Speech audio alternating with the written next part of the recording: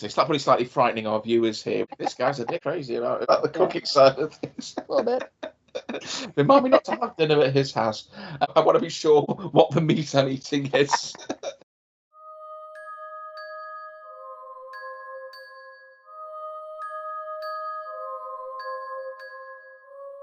Hello, good evening, and welcome.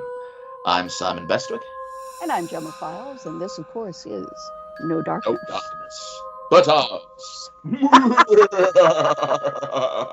Now, in a moment, we have to talk about the fantastic psychological thriller come black comedy Clawfoot. Our big thanks to Rebecca Cherry at Strike Media for providing us with a screener of this. But before we do that, we have some congratulations in order, as it was announced today, or the day of recording, which is the 19th of September, that Gemma has signed a 3-book deal. Yep. A nice 3-book deal is how they put it. For the new what's it called again? It's called Little Horn Stories by Gemma Files. A new collection from Shortwave Publishing. And yeah, this is the first time that I've dealt with them, and I'm very happy with the deal. Not least because they want some of my art, so that's yes, nice. That was sort of something you started. You've been developing over the last few years, and some pretty fucking freaky nightmarish shit it is too. And I mean that as a compliment. Yes. Yeah. Well, I mean, I am not really very good at drawing anything except for monsters and corpses. Yeah, pretty corpses and ugly monsters. So, if I can also parlay that into, prompt material, why not? Much like H.R. Giger, it's like, give me bones! Bones! So it's a 3-book deal. So do you know what the other 2 books are to be? I do, yeah. I'm not entirely sure I am allowed to say, but I do know what the other 2 are. And it's been a nice month or so after coming home from Spain with neuralgia all up and down my arm, and not knowing how that was gonna go. Thankfully, I now do not have neuralgia all up and down my arm. Cal and I are both taking vitamin B12, and it seems to have really helped with the mood stabilizing and energy. So I could probably do with trying some of that myself. Yeah, I'm taking a ridiculous amount of supplements these days, but that's the elder thing, so to speak. Yeah. So Clawfoot. Yes. Now, a very mean part of me nearly wanted to call this film The Attack of the Nepo Babies.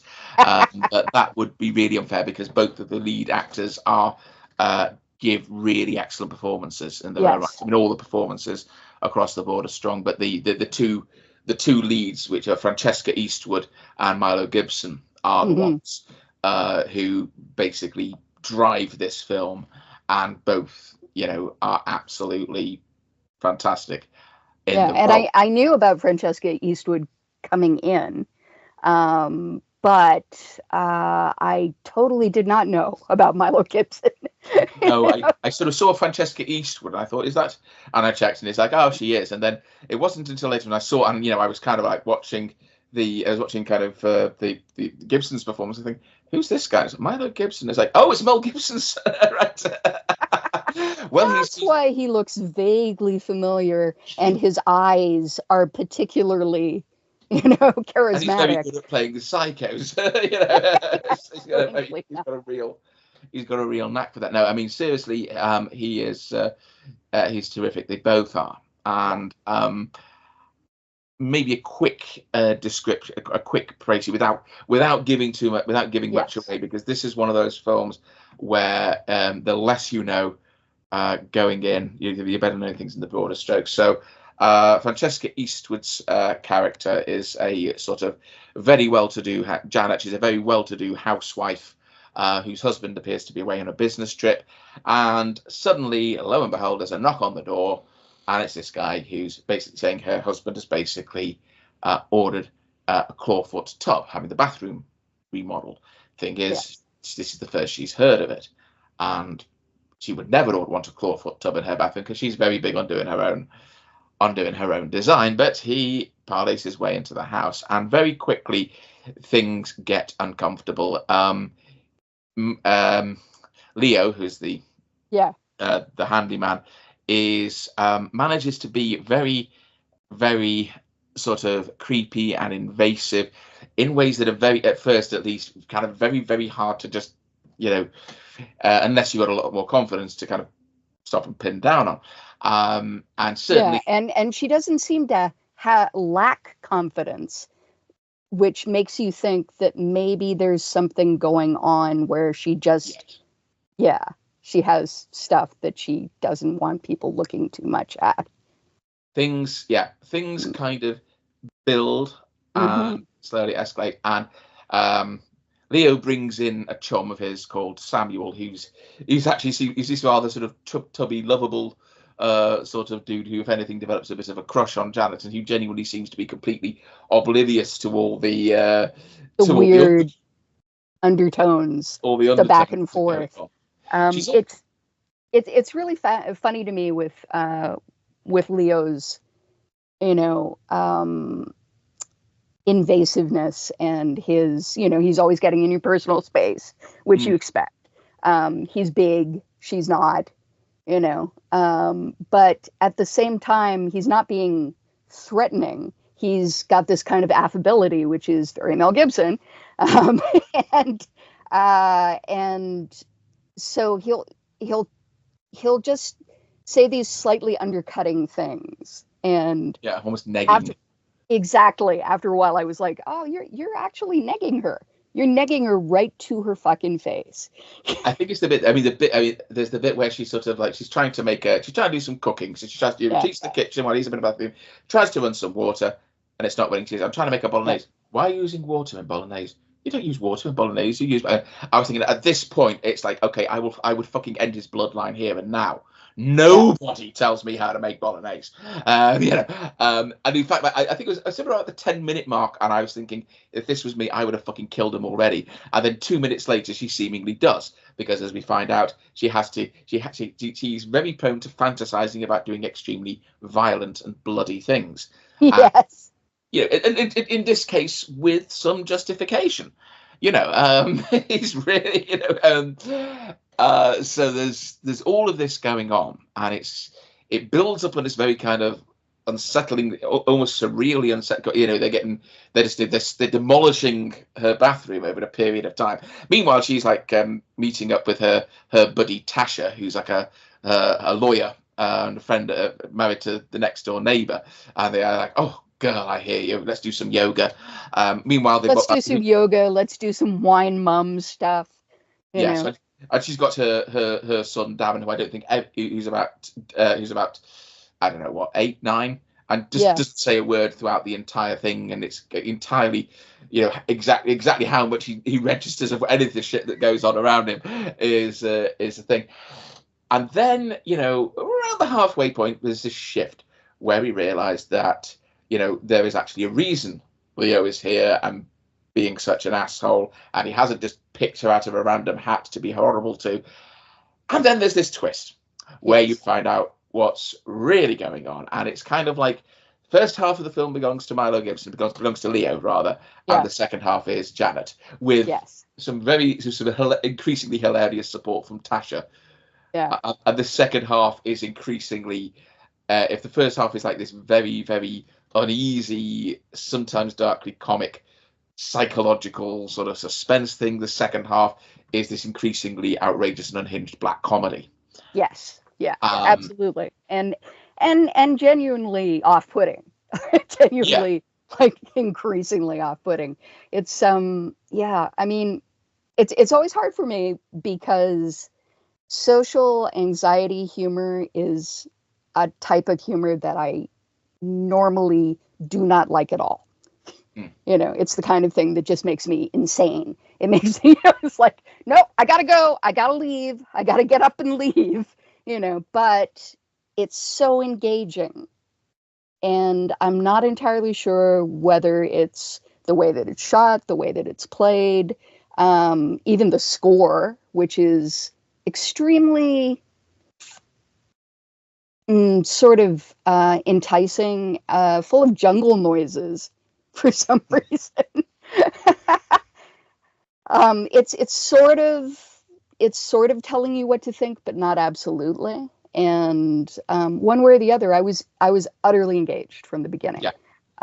And if you had described it to me, then I would have probably said, no, I think I'd rather see something else. But yeah, it's always this thing with any film that does this, that throws a kind of left turn on you. He says, gesturing to his right. There's like a left turn on you, and completely, goes off suddenly veers off in this completely different direction.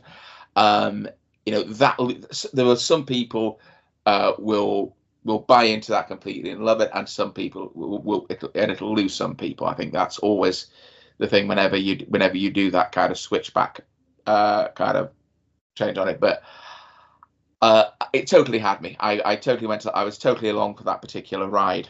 And again, that's a lot of that is to do.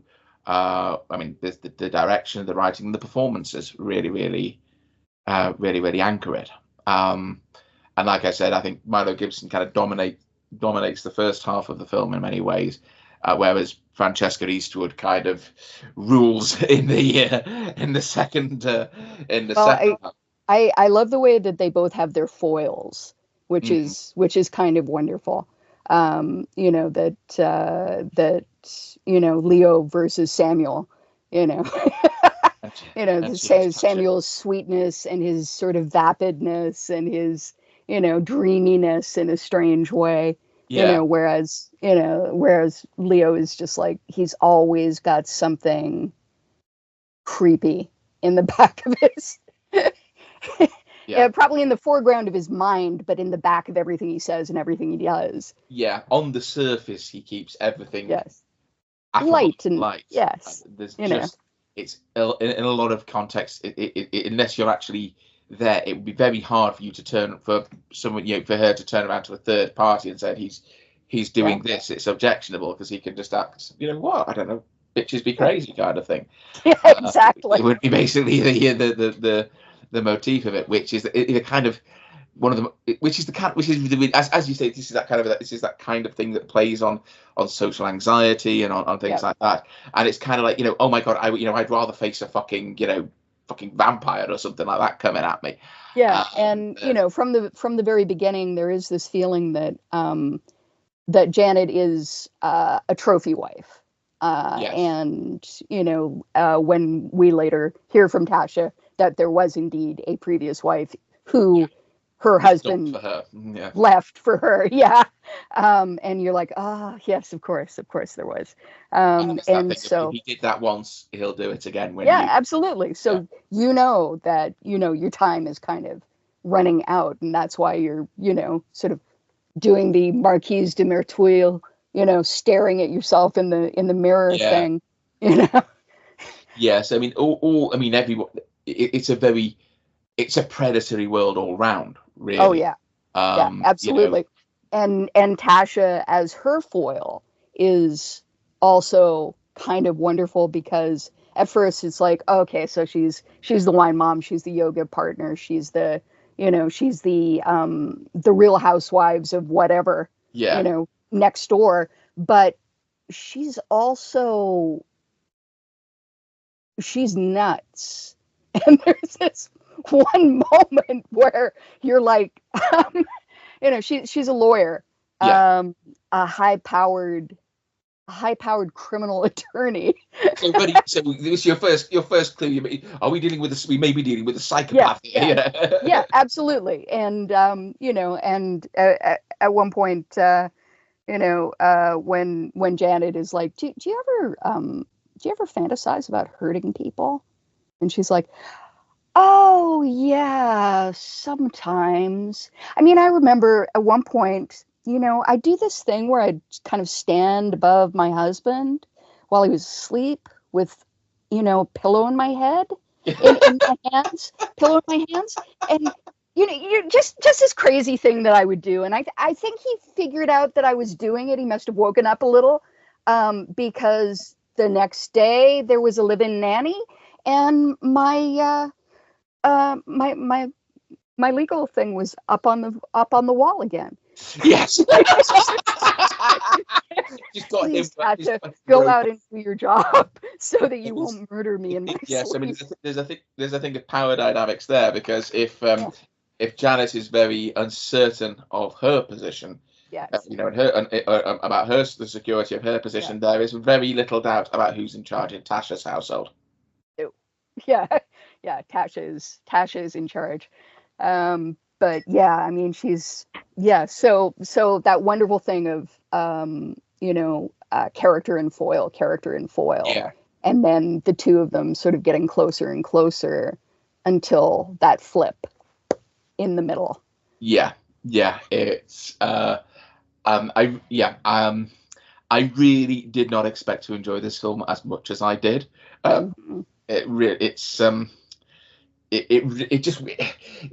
these. It's quite difficult to talk about without spoiling an awful lot of the surprises and the fun that's gonna await you in it. But it is mostly about the performances. It is mostly, it's a very well written film. It's a very well made film. The music is excellent. It's got, it brings to life this beautiful but sterile kind of home environment. Yeah, great editing, great design. The thing about the clawfoot versus the tub that she's already got in there, and that continual, going back to the comment of, muttered under her breath of, "I like that fucking tub. It's my tub." This is the final straw. Yeah, he questioned my taste in interior design. God damn it. These are people who supposedly have so much money and so much power, but really it's always about the tiny little details, right? It's always about the tiny little, how much power do you actually have in your life? Maybe you only have power over what goes in the bathroom. Maybe you only have power over, how long things are going to take. And how you make this guy? How did you get in my house? Why the fuck won't you go away? Yes. Yeah, it's like that old it's almost like that old John Belushi sketch, isn't it? The ultimate horror story, the thing that wouldn't leave. Yes, yes, exactly. And so much of it is that thing that women have to deal with a lot, which is just a guy, explaining things to you and showing you how what you're doing isn't right. And it's like, I don't give a fuck how you make bolognese. It's like, I like bolognese like this. Yeah. Turn the fucking water on. I'm very much the same. I mean, I have my own way of cooking stuff. Exactly. I have my own, everyone works out their own recipes. It's like that concept of like of an idiolect, isn't it? We all have that, almost like that language that we use to talk to the people closest to us, our families, which to anyone outside the circle would sound like the babblings of the insane, but it makes sense to us. And likewise, the way I make a bolognese sauce would probably get me fucking marched out and executed if I tried it in Naples. But you're not making it in Naples. You're making it in your kitchen. Yes, and it works. It was one of my big comfort dishes. And anyone who goes, "Oh, for God's sake, that's not how you make bolognese. This is what you get out. Let me do it." So I'm like, okay, I think looks like meat's back on the menu, boys. Yeah, exactly. I think we'll be able to make a lot more bolognese than we thought, because there's going to be a lot more mince in about 30 seconds. So yeah, I mean, just so good on every level. It's not going to be for everybody, but I would, as a person who genuinely thought for the first 5 minutes, oh no, let yourself go, let yourself dig in and see where it takes you, because the hooks dig deep. Yeah. and there's a lot of pressure being exerted. Yeah. And I don't think there's a great deal more we can actually Not really. say. Not really. Without getting into it, and we don't want to get into it. Yeah. Again, a lot of the pleasure is just going on this ride and seeing where it takes you. So we would recommend, if you get the chance, if it's showing in your area, if it's streaming near you, then we would definitely say if you like horror films, then give Clawfoot a try. Yeah. If you like to laugh at things that you shouldn't laugh at, yes, this is definitely one for you.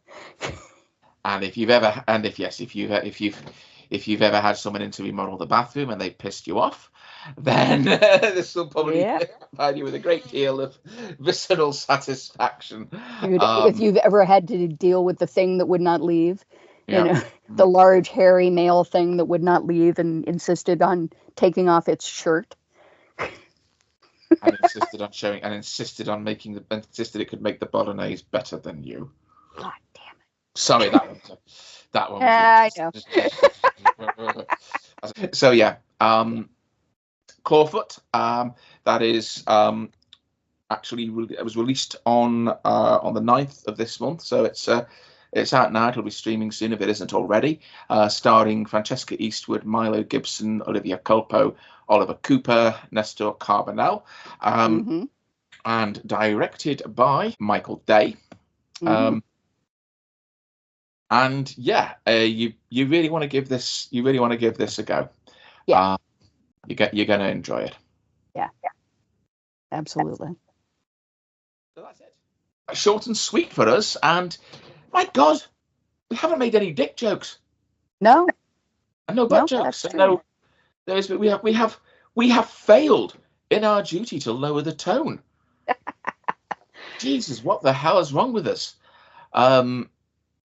We are really sorry. We failed. Well, we could make a joke about organ meats, I guess, but I suppose. Could do that.